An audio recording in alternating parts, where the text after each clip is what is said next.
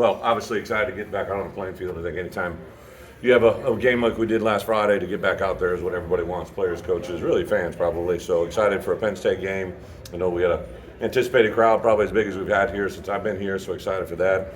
Orange out, all that goes into it. I think for us as head coach, I tried to get orange jerseys here. We're going to go all orange, but the supply chain issue popped in, so we can't get our orange jerseys, but we'll be in our traditional orange, blue, orange. Excited to play a Penn State team that's obviously highly ranked for a reason, good football team, but I think our guys know and understand it's about what we do, how we handle our moment, and to be in this situation is nothing more.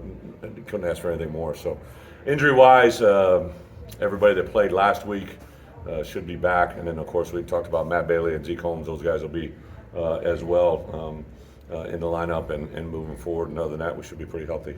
Is Matt, will he be on like a play restriction count, or is it just not as really? he goes? He practiced actually last week going into Kansas game. I was hoping we were going to get him in that one, but he didn't get cleared until afterwards. So he'll be involved literally. I don't know, it'll be the first snap a little bit based on their personnel and what they give us, but he's in the full game, in the game plan, full go. Just what does it mean to have him back available? Yeah, two things. Matt is a tremendous player, obviously good position, but as a person, as a player, very coachable. He's kind of a coach on the field. Does a really good job of taking players under his wings. He's kind of got a calm personality to him, so when things get big, he has a tendency to calm it down. And really good, just a good emphasis for us as coaches to have him in the game. Have you seen him be able to grow despite the injury setback from last year? Matt Bailey? Yeah. Oh, well, yeah. He was, especially the back half of the season and then in the bowl game when those guys didn't play, he really took a huge leadership role. Him and Sid were extremely close, so I think he literally took a lot from Sid. I remember in the first bowl prep after Sid had declared he wasn't going to play, I remember getting out on the practice field for bowl prep and seeing him warm up in the same routine that Sid warmed up in before practice, and it just made me smile because I knew he'd taken an inventory there, and I think that's an indicator of what he is. Coach, you and Josh have talked about, Josh Whitman have talked about making this place a consistent winner. Going back to your history in Iowa and Wisconsin, what are the things that they are kind of got it going? Well, I think the big thing is it's a longevity look, right? I think right. people take a little bit of a synopsis, right, of what they saw Friday, and what they saw Saturday. I think Toledo put up 70 points against the team they played, and Right. Obviously Kansas played fairly well the week before. So I think there's a natural tendency of everybody in the world to just jump into you want instant results. So I think it's a very important thing to kind of take an inventory of where we're at. I didn't claim instant success after having a bowl game in January. I talked about sustaining success, and what I'm talking about, I signed a 6-year contract for a reason. I want to sustain it over a period of time. I think people that look at one-game windows and try to treat it as a moment in time that lasts forever really missed the boat. I know, Coach, the staff did a little bit of soul searching early in the week when you first got back. How'd they go applying that in practice this week? Who said that? Well, What's analysis. the word soul searching? Or, Give me the definition. What is it? Some analysis. Some. So did we look at what we didn't do well? Correct. Okay. So anytime you lose a game, I think you have to look at what you do well and what you don't do well. Nothing changes from this last week against Kansas to the first 2 years that I've been here. Anytime you don't have success, you take a personal inventory of what you've done within a position room, within a unit, within a football team, and try to make yourself better. The good news is everybody looks at this, and I've been amazed by the woes me comments and things that are coming. Like it's a game that we didn't have success, and we got to get things right to move forward. But it's not a matter of dire straits. It's a matter of getting ourselves better. Brett, have you been happy with? You've mentioned let's not let Kansas beat us twice. From an energy standpoint of practice, have you seen that this week? Yeah, we definitely had a really good, in my opinion, Wednesday practice today was really good. Tuesday is always whether you win or lose. I think anytime you put new installs and you see opponents for the first time. Penn State, we did a little bit of prep on them in the spring and during the summer, during the fall, during fall camp. But we didn't have the 2 games on them that we had for West Virginia and Delaware. So you see their personnel a little better. There's still a lot of carryover offensively and defensively and special teams for them. But I think anytime Tuesday is just always going to be a little different. But I was really pleased Wednesday, Thursday, the energy, and obviously getting some guys back health-wise also helps.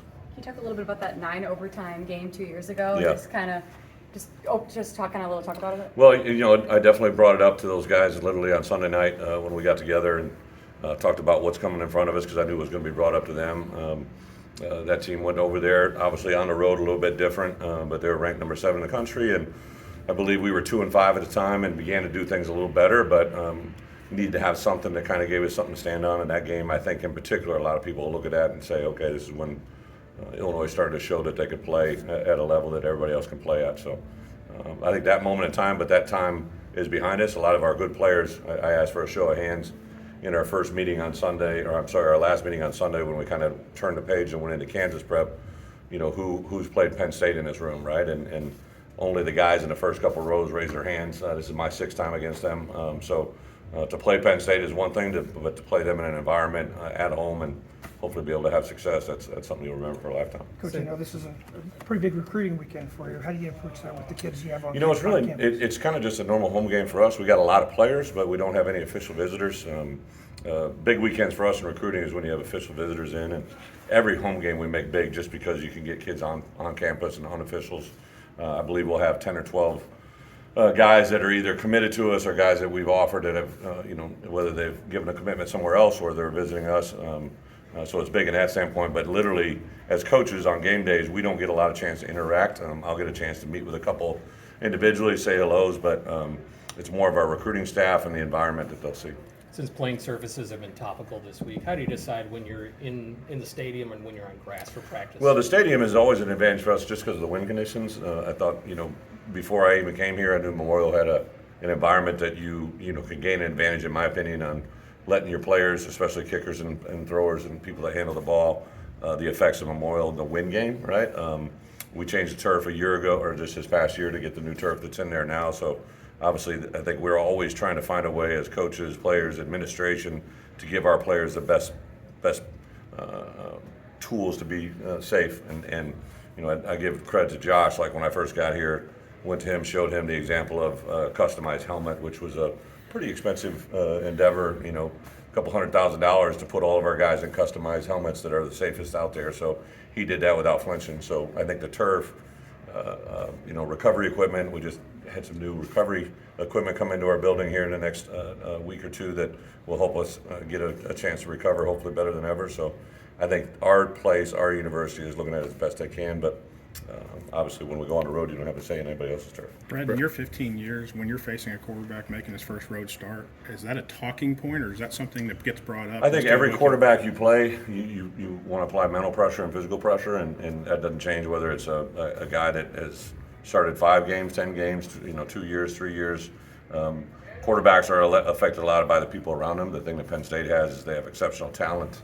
They have a tackle that's up for the Outland Trophy that is really good. They have really good skilled players at running back, wide receiver, and tight ends. They use multiple personnel groupings so they keep the dial spinning. But obviously, anything we can do, and then they kind of bring a couple quarterbacks in. They do different things with certain points. So we'll get ready for the quarterback that's in there, but. Hopefully our crowd can also help us in that regard as well.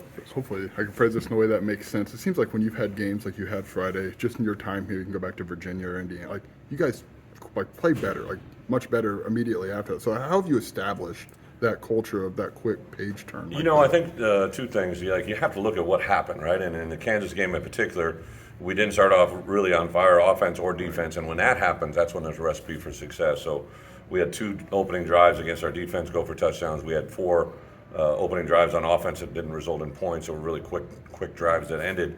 And that's something you can't sustain, especially if they have success. So the good news was we made some halftime adjustments, corrected for the 2nd week in a row, did a much better job in the second half. We just spotted them too much in the first. So for us, we just finished defensively end of half and offense end of game, both situations that didn't go well for us on this past Friday. So I think it's important to teach your players not just that you had failure, but why did you have failure, and then try to give them the answers to be better. Is there a Penn State, your runs the ball pretty well, maybe differently than the first 2 teams you faced. Yeah. What do you see from your run defense just to take maybe that next step? Yeah, I think for these guys, you really need to literally defend sideline to sideline. They do a lot of things to get the ball in the perimeter. They also hit you up inside. They run some pin pulls, which would gap you and try to gash you inside. They have 2 running backs that they feel kind of, you can see that they plan those guys on how they're going to attack you and what they're going to do. They have 3 tight ends they kind of roll through with, a couple wide receivers that bring different skill sets, but overall pretty good. So I think a little bit we have to get a pulse on what they're trying to do with the personnel that's out there, and then we have to react accordingly. Just for those halftime adjustments, from a communication standpoint, what makes those effective or has made those effective in those first 2 Yeah, I games? think you got to have 2 elements. A, you got to have the things that you tell them, right?